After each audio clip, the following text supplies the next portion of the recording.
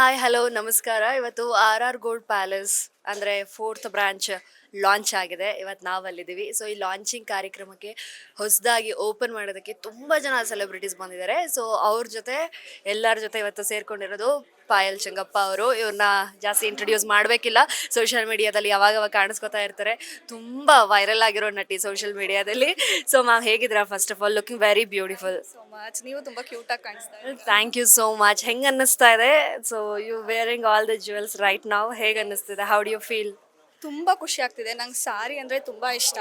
ಅದರಲ್ಲೂ ಹೆಣ್ಮಕ್ಳಿಗೆ ಜ್ಯುವೆಲ್ರಿ ಅಂದ್ರೆ ತುಂಬಾನೇ ಇಷ್ಟ ಇರುತ್ತೆ. ಹಬ್ಬ ಬಂದ್ರೆ ಸಾಕು ಸ್ಯಾರಿ ಹಾಕೊಂಡು ಆ ಅದು ಒಂಥರ ಫೀಲೇ ಬೇರೆ ಹಬ್ಬಕ್ಕೆಲ್ಲ ರೆಡಿ ಆಗೋದು.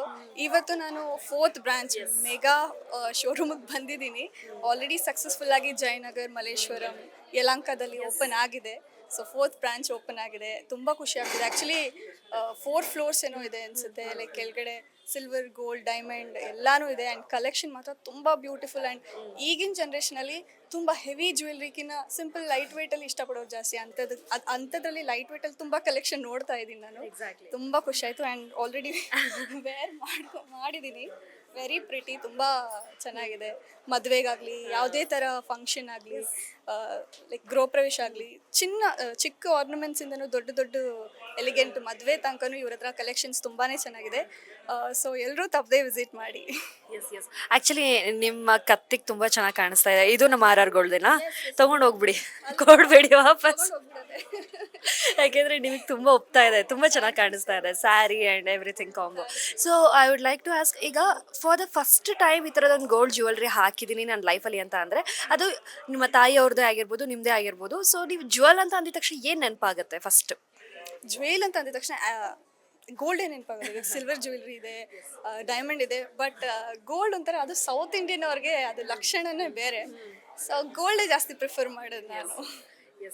ಸೊ ಫಸ್ಟ್ ಹಾಕಿದ್ದೇನಾದರೂ ನೆನಪಿದೆಯಾ? ಚಿಕ್ಕ ವಯಸ್ಸಲ್ಲಿ ಮಾಡಿಸಿದ್ದು ಅಮ್ಮ ಫಸ್ಟ್ ಮಾಡಿಸಿದ್ದು ಯಾವುದು ಜ್ಯುವೆಲ್ ಮಾಡಿಸಿದ್ದು ಫಸ್ಟ್? ಅದೇ ಅವಾಗ ಮಗು ಇದ್ದಾಗ ಬೇಬಿ ಆಗಿದ್ದಾಗ ನೇಮಿನ್ ಸೆರೆಮನಿಯಲ್ಲಿ ಗೋಲ್ಡ್ ಚೈನ್ ಎಲ್ಲ ಹಾಕ್ತಾರಲ್ಲ, that is the first chain.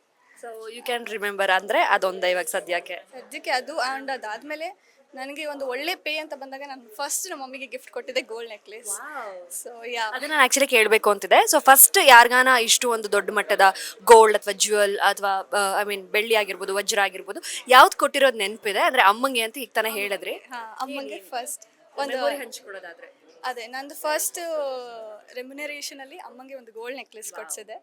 ಅದು ಸ್ಪೆಷಲ್ ನನಗೆ.